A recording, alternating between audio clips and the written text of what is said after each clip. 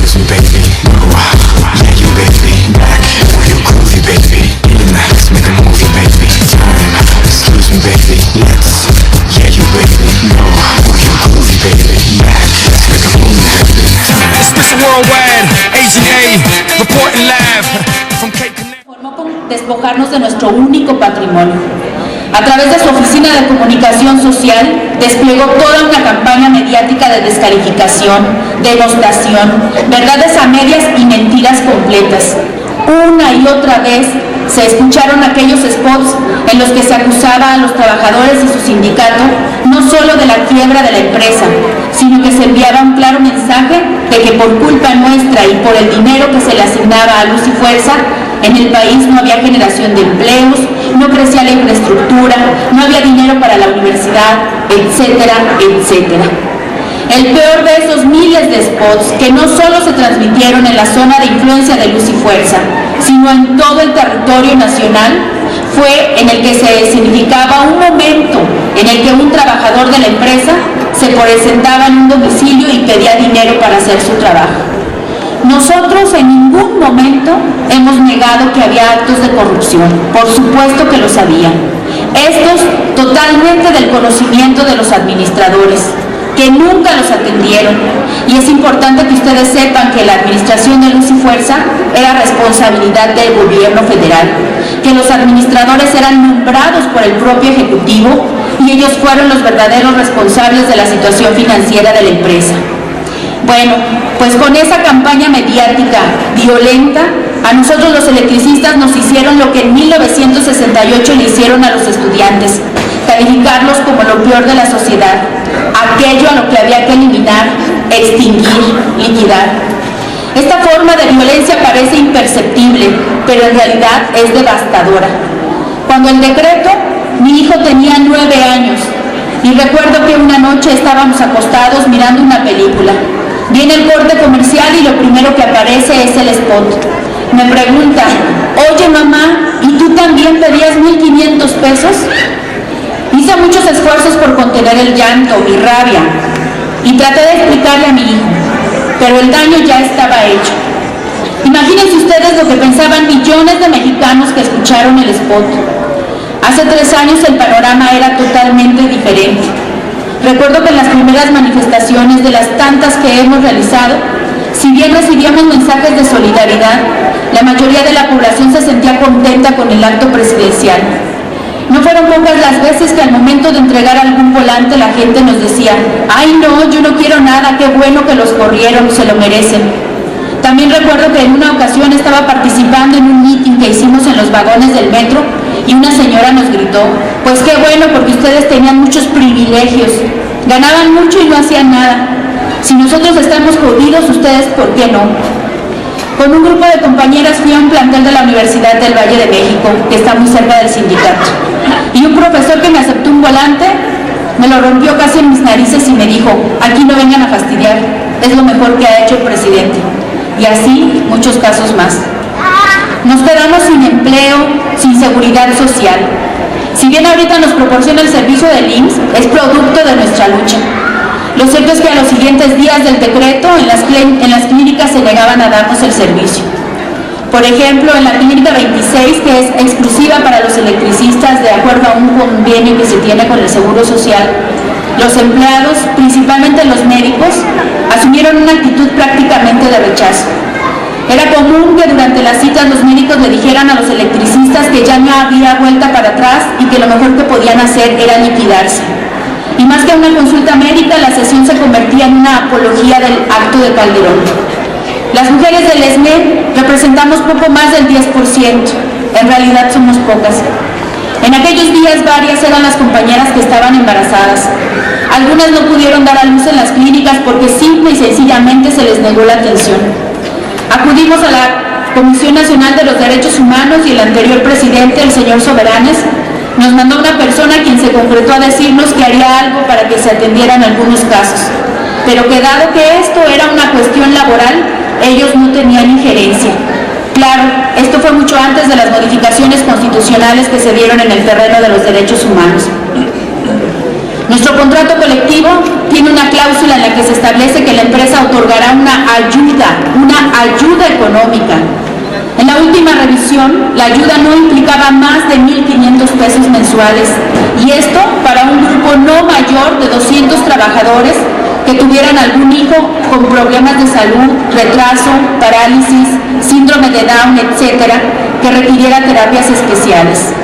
Bueno, pues todos estos casos, que repito, no podían pasar de 200, se quedaron sin esa ayuda.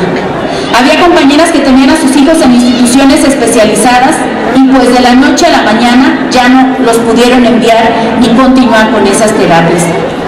Para el lunes siguiente, varias compañeras que tenían a sus hijos en guarderías, pues ya no tuvieron en dónde dejar a sus hijos, porque muchas de ellas les dijeron que como ya no había luz y fuerza, pues ya no tenían garantía de que les pagaran la cuota respectiva.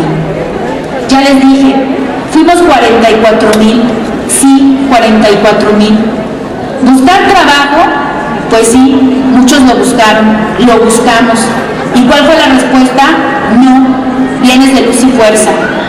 Un día estaba en el sindicato y un compañero, casi con lágrimas en los ojos, me contó lo que acababa de vivir. Ahí, muy cerca del Monumento a la Revolución, está una oficina concentradora de personal para trabajar en Summers. Bueno, el compañero fue, contestó un cuestionario, lo citaron para el siguiente día para darle los últimos detalles de lo que sería su trabajo en un restaurante de la cadena, y cuando se presentó nuevamente, le dijeron que no estaban en condiciones de contratarlo, pues habían detectado que era de luz y fuerza del centro, y que le pedían, por favor, le dijera a sus compañeros que no fueran a alborotar, y tenían las instrucciones de no contratar a ninguno del SME porque no querían que llegaran a alborotar a los trabajadores. Y el caso de Summers no es el único. En un laboratorio estaban formadas varias personas para llenar solicitudes para las vacantes. De repente una mujer se paró a la mitad de la fila y dijo: si hay alguien que venga de luz y fuerza del centro, les decimos que no les podemos aplicar el cuestionario. Fue y sigue siendo muy difícil encontrar empleo, más aún con la demostración que hicieron de nosotros. Imagínense el impacto en las casas. De repente los hombres, los tradicionalmente proveedores, se quedan sin trabajo, sin la posibilidad de llevar una moneda al hogar. No son pocos los casos de compañeros cuyos hijos tuvieron que dejar la escuela. Y todo lo que ha sucedido en nuestras casas en estos 3 años es prácticamente insuficiente el tiempo para decirles lo que hemos padecido. La situación a la que nos han orillado de enfrentarnos a una realidad de economía informal, en lo que se ha convertido las afueras de nuestro sindicato en un tianguis, porque solamente esta es la posibilidad de poder subsistir. La situación laboral en el país está difícil, ciertamente, pero para nosotros se ha complicado aún más, y se los digo con toda honestidad. Para todos aquellos que creyeron el discurso oficial de que nuestro contrato colectivo era una gran carga para toda la sociedad, es una vil mentira. Lo que contiene un contrato colectivo de trabajo son derechos que debieran de tener todos los trabajadores, todas las trabajadoras en este país.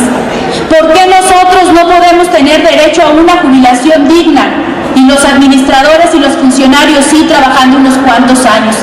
¿Por qué a nosotros se nos dice que nuestra jubilación, después de que trabajamos 30 o 35 años, es un privilegio, cuando al presidente, por trabajar y maladministrar y vender nuestro país, se le paga una jubilación vitalicia? Los derechos de los trabajadores no son privilegios. Y nosotras como mujeres, no solamente las trabajadoras, las jubiladas, las esposas, sí, aprovechamos este espacio para decirles todo lo que hemos padecido, porque ha sido terrible. Hay momentos en que no hay dinero en la casa para poder comer. Nuestros hijos, muchos de los hijos de los compañeros tuvieron que dejar las escuelas. Imagínense ustedes lo que eso significa.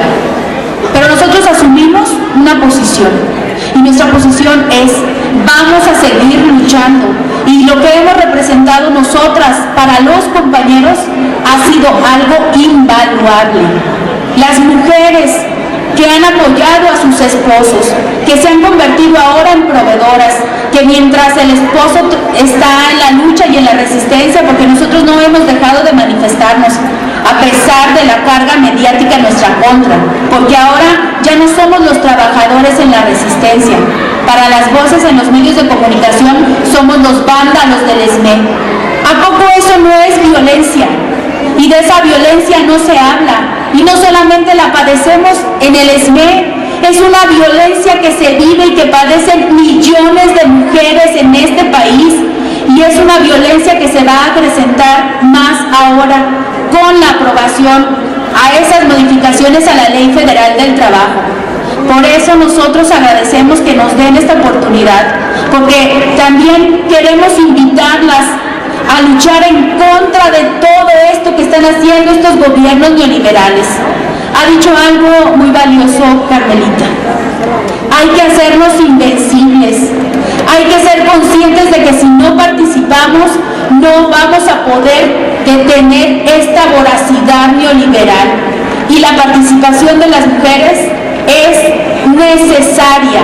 Sin ella difícilmente vamos a poder cambiar el rumbo de este país.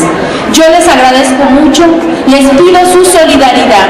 La lucha del ESME continúa y estamos convencidas de que vamos a ganar. Ya tenemos un amparo. El Tribunal en Materia de Trabajo del Segundo Circuito nos ha otorgado el patrón sustituto.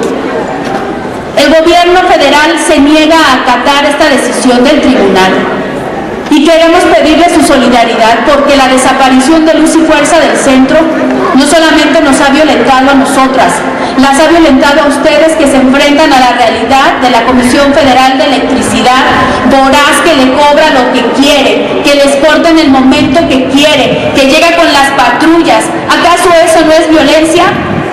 Y esa violencia la tenemos que detener, y con ustedes y con toda la sociedad tenemos que hacer posible que ese decreto de extinción sea una página negra en la historia del país, y que los trabajadores que han estado por más de un siglo regresen a su puesto de trabajo. Muchísimas gracias.